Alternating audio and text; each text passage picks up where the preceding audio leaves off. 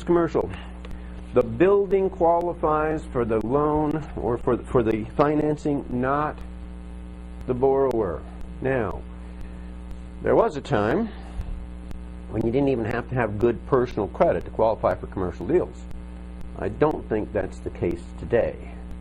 If you have a lot of experience in the commercial arena, like if you own 4 Class B office buildings and you go to get some financing on another one, they don't really care about your personal credit. What do they care about?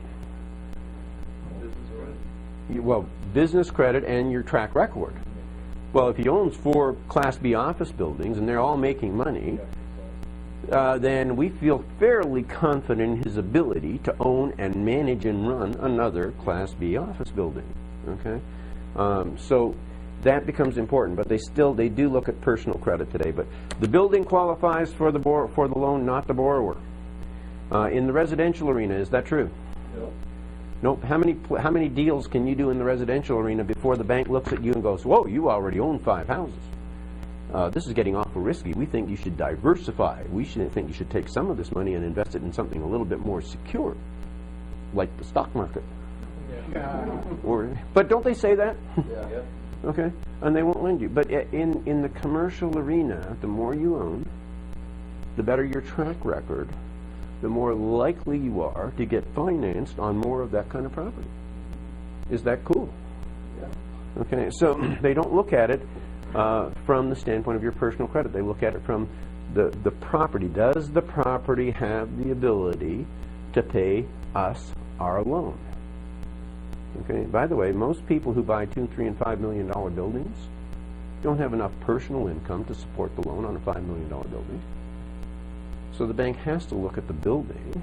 And anybody who does make enough money, there's a book called The Millionaire Next Door. Some of you may have read it.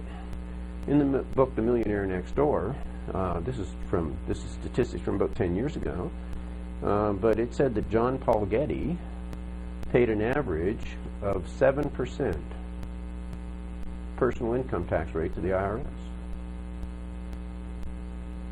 He probably pays less as a percentage of taxable income than most of the people in this room, right? Correct. How come? Does he make less money? No, he just handles it differently. Yep. 1/3 to 1/2 of the wealth that you accumulate will be a function of how you handle your taxes, and it also becomes a function of what you do with the income. John Paul Getty probably couldn't qualify. He's got a beautiful estate in Bermuda.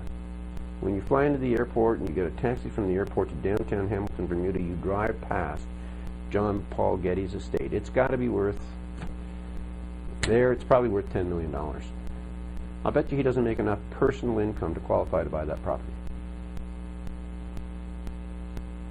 But if you have enough corporate income and real estate income that your corporations own the house in Bermuda, your corporations own the limousine that you drive, your corporations pay for the driver, your corporations own the house in Hawaii, your corporations own the house you live in here, your corporations own all your... How much money do you have to make?